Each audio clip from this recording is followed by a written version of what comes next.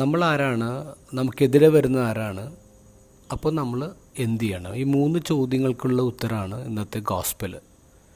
നമ്മൾ കുഞ്ഞാടാണെന്നാണ് ഈശോ പറയുക. നമുക്കെതിരെ വരുന്ന ചെന്നായ്ക്കളാണ്. അപ്പം നമ്മൾ എന്താവണം? നമുക്ക് സർപ്പത്തിൻ്റെ വിവേകം ഉണ്ടാവണം, പിന്നെ പ്രാവിൻ്റെ നിഷ്കളങ്കത ഉണ്ടാവണം. നമ്മൾ കൂടുതൽ നിഷ്കളങ്കരായിക്കഴിഞ്ഞ പ്രശ്നമാണ്, ആൾക്കാർ നമ്മുടെ മേത്തിട്ട് കയറും. നമ്മൾ കൂടുതൽ സർപ്പത്തിൻ്റെ ബുദ്ധി കാണിച്ചാലും പ്രശ്നമാണ്, നമ്മൾ ക്രൂക്കഡാവും. അപ്പോൾ ഇതിൻ്റെ ഇടയിലൊരു ബാലൻസ് ഉണ്ട്. ആ ബാലൻസ് എന്താ? ഹൃദയത്തിൽ നിങ്ങൾ പ്രാവാവണം, പക്ഷെ ബുദ്ധിയിൽ നിങ്ങൾ സർപ്പമാവണം. ഇനി ഒരു സിറ്റുവേഷൻ ഇങ്ങനെയാണ്. നമ്മൾ ആടാണ്, നമ്മളൊരു മുറിക്കകത്തിരിക്കുന്നു. പുറത്ത് ചെന്നായ വന്നിപ്പുണ്ട്. ചെന്നായ വന്ന് മുട്ടുന്നുണ്ട് വാതിലിൽ. ഈ സമയത്ത് നമുക്ക് 4 ചോയ്സാണുള്ളത്.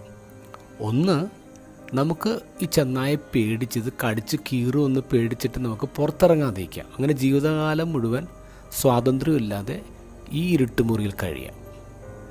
രണ്ടാമത്തേത്, നമുക്ക് ഒരു AK-47 എടുത്ത് പുറത്തോട്ട് ചാടി ഈ ചെന്നായ്ക്കളൊക്കെ അങ്ങോട്ട് വെടിവെച്ച് തീർക്കാം.